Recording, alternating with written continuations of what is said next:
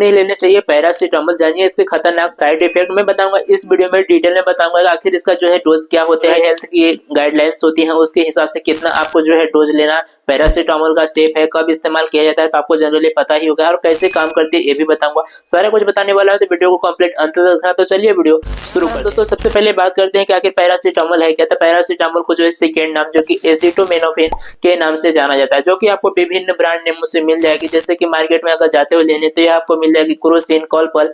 तो ये रहे कुछ फेमस ब्रांड है जिसमें आपको जो है पैरासीटामोल पाया जाता है, जो कि 300 mg से लेकर 450 mg, 1000 mg, 2000 mg तक वेरिएंट में आता है। हमारे मन में एक ख्याल जरूर आता है कि आखिर इसका डोज है क्या, कितना डोज लेना चाहिए। तो यह वीडियो सिर्फ एजुकेशन पर्पस के लिए है, हमारे द्वारा कोई भी दवाई खुद से लेने की सलाह नहीं दी जाती है, इसका विशेष ध्यान रखना है। और कोई भी दवाई लेने से पहले अपने डॉक्टर से कंसल्ट जरूर करना है, तभी आपको कोई भी दवाई लेना है। तो सबसे पहले यहाँ पर बात करते हैं इसके डोज को, यानी कि कितना डोज लेना सेफ माना जाता है। देखो सबसे पहले बात करूं तो एक दिन यानी कि 24 घंटे में आप इसकी जो मैक्सिमम डोज होती है 4000 mg होती है। सिंगल डोज कितना होता था, आप एक बार में अप टू 1000 mg तक ले सकते हो।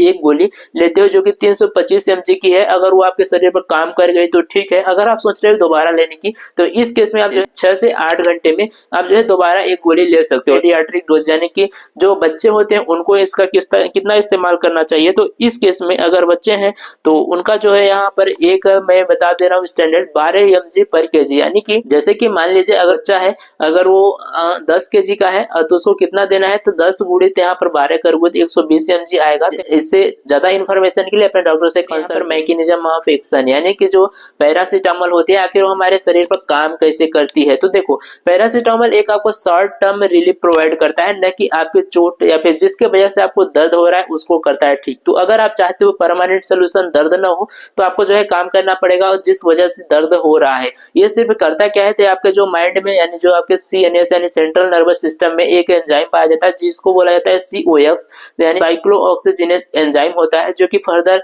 यहाँ पर प्रोड्यूस करता है प्रोस्टाग्लैंडिन। जो प्रोस्टाग्लैंडिन आपके बॉडी में बनता है तो उसके वजह से आपको जो है दर्द सूजन का एहसास होता है। तो ये जाता है सिंपली आपके ब्रेन में जाने के बाद जो COX एंजाइम होता है, COX यानी साइक्लोऑक्सीजिनेस एंजाइम, उसको कर देता है इनहिबिट। जैसे ही वो इनहिबिट हो जाता है तो फर्दर जो होता है यहाँ पर प्रोस्टाग्लैंडिन नहीं बन पाता है। जब आपकी बॉडी में प्रोस्टाग्लैंडिन नहीं बनता है तो आपको दर्द और सूजन का जो है एहसास होना आपके शरीर में बंद हो जाता है, लेकिन ऐसा नहीं कि आपका जो दर्द होता है वो ठीक हो जाता है। आप जो है पैरासीटामोल का लंबे समय तक अगर यूज करते हो तो आपके जो लीवर होता है तो लीवर पर आपके बुरा इम्पैक्ट डालता है, और खासकर उन व्यक्तियों को तो गलती से इस दवा का इस्तेमाल नहीं करना चाहिए जो एक दिन में 3 से 4 गिलास एल्कोहल का सेवन करते हैं। डॉक्टर से कंसल्ट करना है, वो बताएंगे एडजस्ट करके डोज के, अगर आपके लीवर की स्थिति को देखते हुए आप कितना ले सकते हो। अगर कोई भी दवाई आपको 7 से 15 दिनों से ज्यादा लेना पड़ रहा है तो अपने डॉक्टर से कंसल्ट करें। नहीं है कि आपको जो है दर्द से आराम मिल रहा है तो आप जो है डेली दर्द की गोली चबा रहे हो, इसका जो है लॉन्ग टर्म साइड इफेक्ट ही होगा। तो बात करते हैं कि अगर आप जो है ज्यादा दिनों तक पैरासीटामोल का इस्तेमाल करते हो तो इस केस में आपको कौन कौन से जो साइड इफेक्ट है वो होते हैं। कॉमन तो आपको जैसे पता होगा कि नोजिया हो सकता है, वोमिटिंग हो सकता है, अगर खाने के बाद किसी को जो भूख भी नहीं लगती है।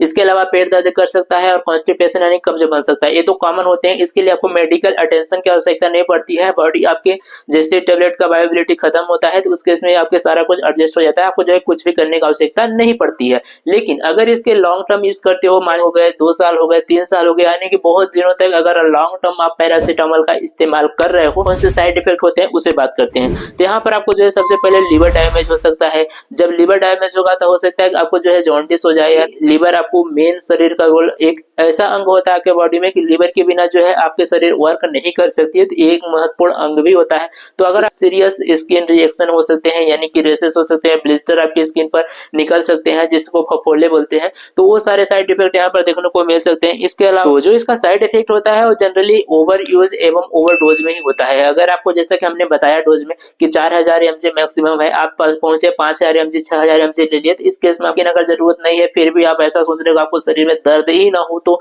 आप जो है पैरासीटामोल खाए ही जा रहे हो, तो इस केस में जो है आपके शरीर पर बुरा असर डालता रहे। तो यार इन्फॉर्मेशन वीडियो कैसी लगी, वीडियो पसंद आई हो तो वीडियो को लाइक कर देना, चैनल पे नए होंगे चैनल को सब्सक्राइब कर देना। तो मिलते हैं किसी ऐसी इन्फॉर्मेटिव वीडियो के साथ, तब तक के लिए bye bye, thanks for watching, जय हिंद दोस्तों।